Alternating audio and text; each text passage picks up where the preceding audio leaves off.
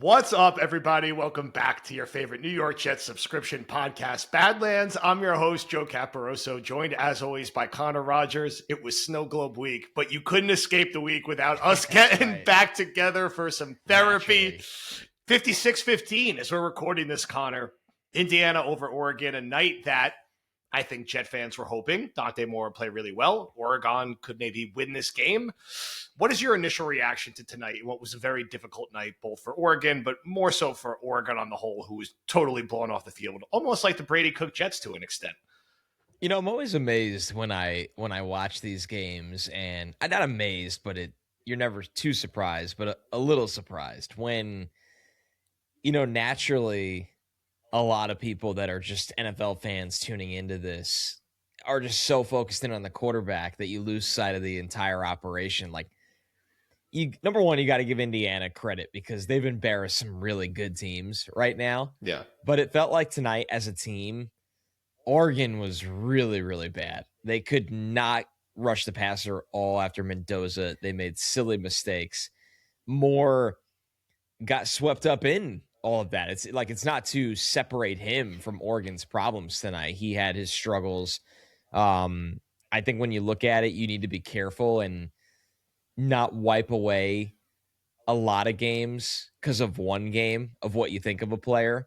But it could also be a stark reminder of where a player is at right now. And this is kind of the issue encapsulated with that as a Jet fan or the Jets organization as a whole, you always feel like you need a savior because everything else around who will be that player isn't good enough.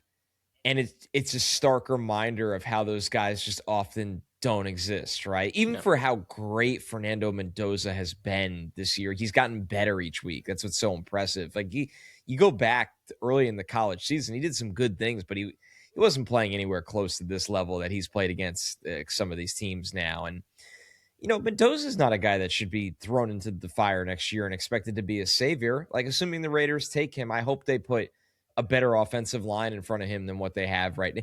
You look at colleges develop quarterbacks too, right? It's not just NFL teams.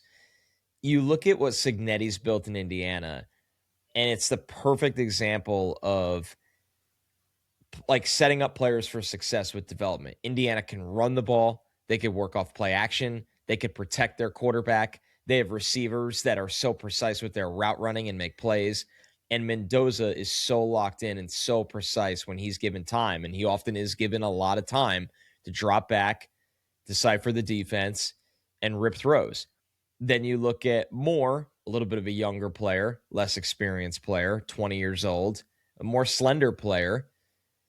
It just doesn't, he throws with nice touch. He can make plays in and out of structure. I do think there's times where he sees the field really well, but tonight with Indiana's defense creates as much chaos as anybody, whether it's the linebackers, their front four, their stunts, their blitzes. They were blitzing their best cover corner, D'Angelo Pons. They create so much chaos, and you see how that can kind of sink an offense. So, what you and I are going to talk about mostly tonight is now where the Jets stand, because all the Jets fans understandably are sitting there going, I hope Dante Moore goes off and enters the draft, and we have a quarterback prospect that is every good as Fernando Mendoza at pick number 2, and on we go. And in the moment, I'm sure a lot of Jet fans are feeling so far away from that right now.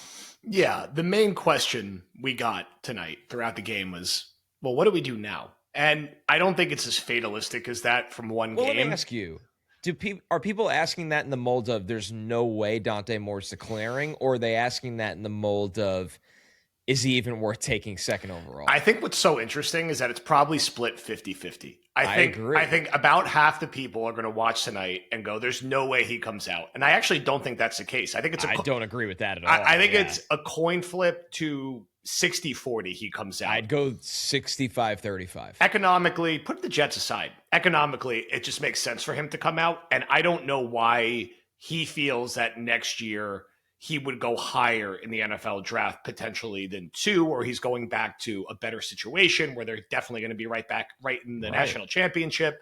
But you don't know. He's a 20-year-old kid. You don't know who's advising him. You don't know where his head's at. He can get some NIL money. It will be nowhere near what he makes as the second overall pick, the fifth overall pick, wherever he goes. So that's why I still think he could go out. Now, I'll be honest, my spit take reaction, I've watched every snap the last of his 2 games. And I've seen bits and pieces of them throughout the season. I listen to what you guys say. I'll spend more time in the offseason. My first knee-jerk reaction would be, my dream scenario would be, trade down, get a ton more picks, get more assets, beef up the roster. Now, that sounds great when you tweet it. Who's trading up, right? Who is in a rush to trade up? Teams are going to still really like him. Like, I know it's easy to be in this moment of the game looked so fast for him. And it is kind of funny, JMU aside, Texas Tech and Indiana, their fronts are as chaotic as anyone in the countries. And Miami's kind of has that reputation, which is going to be great for Mendoza to actually go up against a front that could pressure him. But putting that aside, even though the game looked way too fast for him tonight, if he declares and the Jets wanted to trade out of 2, there are teams that would like Dante Moore. Like, that's the answer to that question. I don't know if it's a historic haul. It's not. But you could get out of the pick. Now, the problem, and we talked about this in our group chat, and you mentioned it on Twitter, is with the situation the Jets are in, do Aaron Glenn and Darren Muji have the luxury of trading down, getting more picks, drafting edge rushers, receivers, safeties, and passing on a quarterback that high and maybe not having something to sell next year? And that's not how you should think to build a football team. And you could also say, look, hey, they could trade back, get more picks, and throw a dart at Ty Simpson or throw a dart at Chambliss if his waiver is actually denied. And that's a lower cost investment because it doesn't sting as much if those guys flame out, because you know what? I had 2 other first round picks, and I got my receiver, and I got my edge rusher, and I got 3 more first round picks next year. And we're just going to throw a dart every year because we're the Jets and we got to figure it out. I'm just curious if they have the balls to do that, right? I am sure when they first talked to Woody, he was like, you got 3 years, right? Like, we got the picks, you got 3 years. 6 more months, Woody gets 6 months older. The heat is way up now. In practice, do they actually have that time? And when Muji and Glenn are sitting there at 2, and the Browns or the Cardinals or whoever is offering, okay, we'll come up and get them, we'll throw you an extra first. That's a big decision to make, man. Where are you going to keep your job if you're 2-6 and Marcus Mariota is your quarterback and the backup is someone like Brady Cook? I can't say Brady Cook because he won't be in the NFL. No, you're not. Is there enough hope, or I know it's a long shot with a guy like Simpson or a guy like Chambliss. That's everyone's favorite guy coming out of the last 2 weeks. We'll talk about him a lot down in these next few months. Don't worry. Where you can make a credible football case if you were Darren Muji, who's under less heat than Aaron Glenn, to be like, listen, man, if you're trying to keep your job, this is actually a better path. Get an extra first round pick, draft Reese, draft Tate, throw a dart at one of those other 2 quarterbacks, and then do a better job with the rest of your late round picks. And then you get to go take another bite at the apple if those guys suck. Is that a reasonable thing, or is this just insane? The Jets are just going to take Dante Moore too. We're overthinking this whole thing. And we're going to now have to spend the next few months being like, how do you build an offense in a situation that doesn't hang him out to dry as a 20-year-old kid? No, it's not insane. Not an insane thing to bat back and forth. Let's get that out of the way, because Moore hasn't established himself enough into blue chip prospect mode that if the Jets didn't take him at 2, where everybody would be looking around and call it egregious, right? Now, if they didn't have a real quarterback room on the roster and they didn't take him at 2, then people would be looking around. I think that it's a tough one, right? Because you have to operate in a mold that things are hot under you. But then you also have to ask yourself, if you think things are getting hot under you, if you're Aaron Glenn, what is Dante Moore solving? Your hope would be that he plays the second half of the year. He has some moments to build upon. But then, honestly, you could make just as easy an argument in that it's easier to fire Aaron Glenn because you need an offensive head coach that can aid the development of the promising rookie quarterback. Yeah. So I think if you're Aaron Glenn or you're advising Aaron Glenn, it sounds cliche and simple, but you need to take the path that wins you as many football games as possible next year, not what paints hope for the future. in moral victories or development, or like, this is always the issue in these scenarios. And I tweeted this. What might be best for Aaron Glenn and Darren Muji might not be the best for the Jets. Like, here's the situation. Let's say Dante Moore's in the draft. If I was hired to be the GM a month from now, and I knew Woody wasn't going to fire me after 1 year. At least I had 1 year to be really bad. The fan base might be tired of it because I don't blame them. They give you some grace. I think you get a year. You'd be all right. I think I'd get a year. The dream is, and once again, I don't think this is possible for a regime that's hot, is, like you said, say a team a couple picks behind you wants more. I would compile as much capital as I can over the next 2 drafts, specifically 2027. Move back a couple spots. I'm going to take David Bailey, Ruben Bain, Carnell Tate, Jordan Tyson, Mekhi Lemon. And then at 16, I'm going to take another player that's going to be a force for my team, Caden McDonald, Sonny Styles, on it goes. And to be fair to the coach, like, at some point, do you take a Trinidad Chambliss or a Ty Simpson, who are older prospects and will play at some point of their rookie seasons? Yeah, that's fine, because why not take the dart throw? You have so many picks and see what those guys could do. But ultimately, that's how I would play it. But I think realistically what we're going to see is it's either going to be the first option being that they have to go out and get a veteran that they think can win them games. Yeah. And I don't think that player exists in the free agent market unless you really think Malik Willis will come here. And I'm not very bullish on Malik Willis choosing the Jets, right? Like, this is a guy that is going to have options, and we'll see. I'd like to be wrong. But that goes into, are the Niners willing to trade Mac Jones? Do you, and this is, I'm speaking as Aaron Glenn now, not what I would do anymore. Do you like Kyler Murray? We don't, but you're kind of at the dance, not with a lot of partners out there. And then you believe you can win with a veteran quarterback, or you do both. Maybe they're operating in a little bit of delusion where they're like, hey, we're fine. Everything's good here. You get the veteran. You still draft Dante Moore at 2.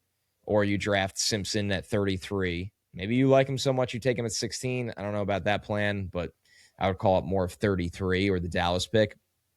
And having pick 33 is really nice in this scenario right now, by the way, right? Like, you feel like, because that Dallas pick or 33 is prime Simpson, Trinidad kind of range.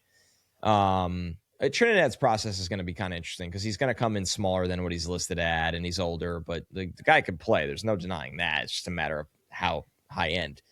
So, yeah, they're in a very, very difficult place that I think if you're a Jet fan, I find the most optimistic Jet fans, or rational and patient ones, and I don't blame them for feeling this way, they're kind of already sitting here going, team's going to be bad next year.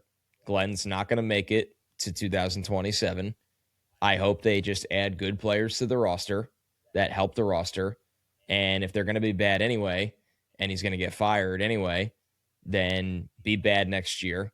Add 3 to 4 really good players to the roster this year, and then go into the 2027 draft with 3 first-round picks, and at least one of them, our own pick, being a top 3 to 5 pick, and we're going to get our quarterback then, and this is going to be the most, or one of the most attractive jobs in the market because the talent got better. You have the power to draft a quarterback in a deeper class on top of 2 more first-rounders, and there's really not a pathway where they just spend all the money this offseason because there's just not enough free agency volume out there to do it. They'll spend, I think, a lot of money, but they'll be cap flexible after a year as well. And it's sad that the most realistic Jet fan probably feels that way. But Joe, can you blame them? Like, what Jet fan right now is going into 2026 thinking like, this is the turning point for us right now? No. All Jet fans are kind of asset compiling in their minds and trying to have another clean slate at the coach and quarterback spot in the 2027 offseason. Yeah, your most optimistic Jet fan right now is hoping that they do a version of what the Lions did in Dan Campbell's second year and make a run at being what we thought or hoped they could be this year, which is like a 7-10 or 8-9 scrappy team that punches above their weight and like shows they're like well coached and they're not stupid and they're not mopey and they actually have a couple exciting players. Right now, it's like we're excited about Garrett Wilson, we're excited about Membu, we're excited about Olu and Tippmann. Okay, and that list like runs out pretty quick. It's like we're the only fan base running around like we're really excited about Jawan Briggs. It's like he's a nice player, but it's like Jawan Briggs. Like, come on. God, I hope Jarvis Brownlee gets healthy. Jarvis Brownlee, like it's great. He tweeted at Stephen A. I did love that, but But can you get 3 or 4 more of those guys where you're like, wow, like Sonny Styles is awesome. Like he's going to be our next like great inside linebacker, and Carnell Tate looks incredible. We have these 2 amazing receivers and. Any quarterback that we draft is going to just come into this incredible situation. And even if we have to muddle through another year, and what's funny is the Jets' 2 best quarterback years during the drought, they've been these sort of like random veteran cast-off seasons when they weren't even really trying to win with those guys, right? Like Fitzpatrick was an afterthought, and he just had great receivers, and they were good, and it was a weird season. And Josh McCown year. And Josh McCown was an afterthought and was like decent. And it was just like because he was an adult and he was decent and like he could throw normal passes. And that sounds like a low bar to clear, but that's really like all we've been looking for. Yeah. And that's your best case scenario, right? Because the Jets, I mean, you heard Glenn and Muji and you heard Samini on his pod. Like they're going to blow up the entire quarterback room, right? I don't expect any of those guys back, probably even including Tyrod, who should probably retire. And Brady Cook should find a different line of work and Fields won't be here. It's just like, who are the bodies, right? I don't think Malik Willis is going to come here. I think he's probably going to get overpaid. And if he gets to the right situation, it could be great for him, like a Sam Darnold reclamation project. Thinking he will put his eggs in the Jets basket would not seem likely to me. I could be wrong. But, you know, we know the names. We've rehashed them. It's Cousins. It's Mariota. It's Jimmy G. It's trying to trade for Jameis. Maybe it's you get Kyler, but you get a pick, and you're excited about that because you get a pick, and it's like, whatever. We have him for a year. Like, no harm, no foul. We're not going to be good next year anyway. Well, that's the tank. That's the tank move. Yeah, it's like, oh, depending on the money. Yeah, if you're getting an asset back with him, it's tough, man. Like the Jets. The patience has understandably run out from the fan base, as it should have. But where they are right now, and I'm glad they did this in the middle of this year, but you almost need to keep going. It's good to see Muji accept that the best pathway to a rebuild is having as many lotto tickets as you can. Yeah. But also strategical lotto tickets. It's not like Muji just traded every player for a 3rd rounder. Yeah. I mean, they have premium assets. Yeah.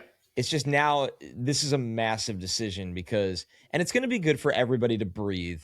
Yes. And not just treat Dante Moore like this is the only football game he's ever played in his life. Yeah. And how he is when you sit down with him will tell you a lot. And from all things I've heard very early is that's a big selling point with him, the person, which is we know is very, very vital. And it's not just, are you a leader and a likable guy? Are you smart? Are you a hard worker? And yeah, being a likable guy at quarterback matters a lot too. And so, you know, are you going to be burnt out by this environment? Like as unfortunate as it is, the Sam Darnold we see now is not the Sam Darnold that was here at the end of his tenure. Sam felt totally burnt out by this environment. Yeah. Or it looked that way. Zach Wilson was shoot up and spit out immediately. That's a different one, but you know, like that was that three car garage, Zach. God damn it. Yeah. That just didn't stand a chance. So yeah, it's a massive, massive decision. I think it's a shame that, you know, a night like this kind of takes the win. It's just for a fan base that constantly gets sucker punched. It felt like one more sucker punch on this season. Everybody's getting their jokes off about the Jets. Like this game has nothing. Like, I mean, Moore already looks like a Jet quarterback, and not fair to him either because he was in a totally overmatched situation. I'm not saying he played well. I'm not making excuses for his turnovers, but Oregon didn't help him. Yeah, much. His college like a 5th string running back out there running into him. His college career is not boiled down to that first half. And again, if you're a Jet fan, like I would still think there's a good chance he's going to declare, and he will be the most common player mocked to the Jets 2nd overall. I could be wrong, and we'll find out soon, right? We'll know next week whether he's going to declare or not. Like, this isn't going to drag much longer. No. But if he does declare, like most mock drafts will have the Jets taking Dante Moore 2nd. I'll close with this, and I asked this in the group chat because I'm generally curious. Let's say Moore doesn't declare, right? He's like, I want to go back. I want to finish what I started, yada, yada. Who would be the betting odd favorite for the Jets to go 2nd, and who would you take 2nd? Who would be the betting odd favorite? I'm not looking up odds because they don't exist, by the way. I'm just pulling up all my names to see, like, man, this is pretty tricky, isn't Like, it? I don't even know who I would mock draft to them that number 2. I know there's options, but I had to ask you guys. I'm like, who would that name be? I think the betting odd favorite for them would be Arvell Reese from Ohio State. Okay. But this is tricky because I might take David Bailey from Texas Tech. All right. Which is not the popular choice. I think if I could take any player without health caveats, Jordan Tyson, the wide receiver from Arizona State, would be my pick. But he's just been hurt every year, and I think I don't think it's going to stop him from going in the first 15 picks, but it might stop him from being the second pick in the draft. I mean, when Jordan Tyson is at his best, like, there's some Odell, Travis Hunter, Garrett Wilson moments where you're like, whoa. So, yeah, but Arvell Reese, I think, would be the betting favorite. That wouldn't shock me. But I think David Bailey would be my, like, hot take pick. Listen, it's going to be wide open if Moore doesn't declare. Like, it's yeah, as wide open as I could remember a second pick being. That's why, like, you, if you're a Jet fan, even if you don't, I was so puzzled by the Jet fans on my timeline that were rooting against him in, like, a told you so way. Yeah, I don't. I'm like, do you have any idea what's going on here? Like, even if you don't like him, and even if the Jets don't want him, you better want him in this draft. Because once again, if the Jets feel like they don't want him, but Arizona wants to flip from 3 to 2, or Cleveland wants to flip from 6 to 2, are you kidding me? Yeah. Like, the name of the game right now is draft capital. Yes. And the Jets need even more of it than they already have, and they have a lot of it. Yeah. So, yeah, I mean, this is probably the last time you and I are doing a pod before he makes that decision. Yeah, hopefully he gets it in before we record Tuesday night. That'd be nice. There's actually a world if he takes it to the final day, it would be when we drop our episodes. But what's one more emergency pod before free agency and before the whole cycle? I think there's part of me too, Joe, where, like, once again, we're in the moment. You and I watch the game and we're recording in the middle of the night on a Friday. I mean, is there a world where in 3 weeks, January 30th, everybody, like, is just writing him in ink at number 2 again? Yes. Like, actually, this guy's still a good prospect. Why did everybody freak out? Yes, absolutely. I mean, the draft process is funny, man. I just try to remember back to Justin Fields and beating up on Trevor Lawrence in the national championship game, and didn't Smoked matter, them, right? And Zach Wilson just immediately being like, Joe Douglas was taking him at number 2. There was no discussion, no debate. Just happened like that, right? It wasn't even like a thing. And then, of course, I'll never forget the Mayfield Darnold Rosen year. All the time we spent talking about all those guys, it was a sure thing. Darnold was going number 1. We were talking about Baker or Rosen. We made shirts for Baker or Rosen. And like the day before the draft, Mayfield goes 1. And we even thought there was a chance they'd take Rosen at 3 with Darnold on the board. They take Darnold. So crazy shit does happen. But yes, I could absolutely see 3 weeks from now where we're like, yeah, they're just going to take Moore too. And it becomes like conventional logic, right or wrong. I'm not saying that it's an airtight decision and there's not risk associated with it. I think one thing we both agree on and everyone agrees on, like, it's not a dude you're starting week 1 next year. Like, you cannot start him week 1 next year. And I'm not saying that's not a bad thing, maybe. I mean, the Jets have tried this with starting the guy week 1, and it generally has not worked out. So it's going to be a very long offseason. And I would say if you're a Jet fan, my minor pep talk to close this out, this is not like the ultimate worst night doomsday scenario ever. Like, we have seen much worse shit than this. This is nothing for us. This is not like Andrew Luck, like, tore his ACL when you had the first pick, or Peyton Manning went back to school because he didn't want the Jets taking him, or we like Moore. We like Moore's potential. We like Mendoza. We like Mendoza's potential. But of all the things to, like, have your all-time Jets crash out over, I don't think this is it, but I understand the temporary crash out because it's been quite a few weeks here. I am excited to get into adding new players. I'm excited to have new good players in the team. That would be fun. Just guys who are good at football. Would be nice. Yeah, the team needs that infusion because, like you said, we have some young guys that are a part of this fabric that you feel great about. Garrett, not so young anymore. Not old by any stretch. That means he's just been here since he's been a young player. But Membu and on it goes. But you're right. We kind of need that graphic of, like, the first 4 picks. Yes. Because the top 50 selections this year are like, it's going to be exciting to cover them. Yeah. And if they do take Moore at 2, there will be a part of the crowd that just hates everything and wants to be right rather than have him just be good. And then once again, like you said at the top of the show, which is very important to outline, there's a world where the Jets go into the scouting process kind of like the Saints went into it last year, and they're like, you know what, we really like Ty Simpson, and we'll use pick 33 or what is Dallas? 44? It's like 44, yeah. God. Got great picks this year. Picks aged really well. Got great picks this year. Man. I mean, yeah, and then we'll take him, or the one that'll create the most hysteria is Trinidad. He's so popular right now among Jet fans, which I get, right? You're like a casual college football fan. You start watching the playoffs and you're like, holy shit, this guy's awesome. Like, at the live arm, he's got some swagger. It's just, I get being drawn to that as a Jet fan after what you've watched in recent years. I get the question, as I'm sure you get the question 1,000 times a day, like, where's he going to go? Where's he going to go? My default answer is like the second round. I feel like in this class we'll go in about the second round. But the draft is weird, man. I mean, Paxton Lynch was a first-round pick. Like, in quarterback-light classes, weird things happen. I'm not saying the Jets should consider him at 16. To me, he's a second-round, maybe like yes. But there's going to be – I can't imagine how many conversations you're going to have about him between now and draft night if the waiver process stays the way it is right now. Because they could sue back. It's a complicated legal thing, but it seems like he's going to be in the mix, which is not bad. More names, the better. I'm glad Ty declared, and I'm glad he's in the mix. Otherwise, it was like even more grim.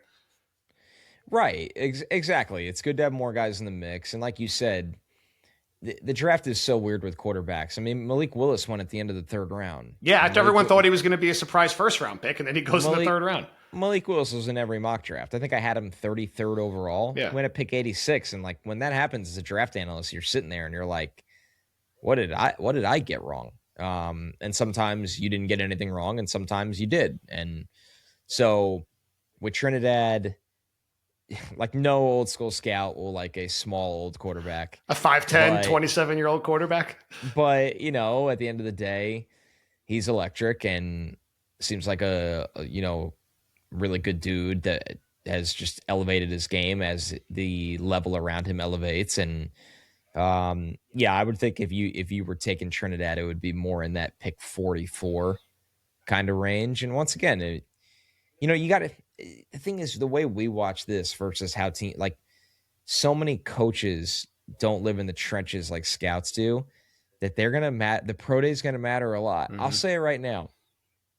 The Raiders probably take Mendoza, but there will be somebody going to the pro days on the Raiders staff that might like Dante Moore better. And once again, I'm not saying the Raiders are taking Dante Moore, but like the pro days, you said Paxton Lynch went in the first round. Why did Paxton Lynch go in the first round? Because he was massive and had a huge arm. Yep. Like, this is... Why did Christian Hackenberg go in the second round? Looked the part. That's it, man. So the draft process, it's too long. I thank God it is, because I need the time. But people start to get really crazy thoughts and things, and players fall and players rise, and this is just kind of our in a nutshell reaction right now. I'm glad we're here. I'm glad it's the off season. We're not going to do an emergency podcast when the Jets fire Charles London at some point over the weekend. Just expect it to happen, and it's a quarterback coach. The most drawn out firing of all time. It's the only fan base in America who's this excited about a quarterback coach potentially being fired. Like, it's going to be the remedy to everything, although they should do it. And that's it, man. Thank you, everybody, for listening. We got a Streets of Fire hitting Sunday morning. Nice interview with Greg Rosenthal, which I'm excited to drop. And then we'll be back to business next week, CR. It's draft guide season. It's draft prospect season. It's we got a lot to do at Badlands. Thank you, everyone, for listening. Enjoy the rest of your weekend. I don't need to say this, but go Jaguars. Go Chargers. Right. Go Texans. Please, God. I'm saying this now. I'm sure the three of them are going to advance with how everything's been going, but give us the Jet fans some positive action this weekend. Get the fucking Patriots, Bills, and Steelers out of the playoffs as fast as possible. Thank you, everybody, for listening. We'll talk to you soon.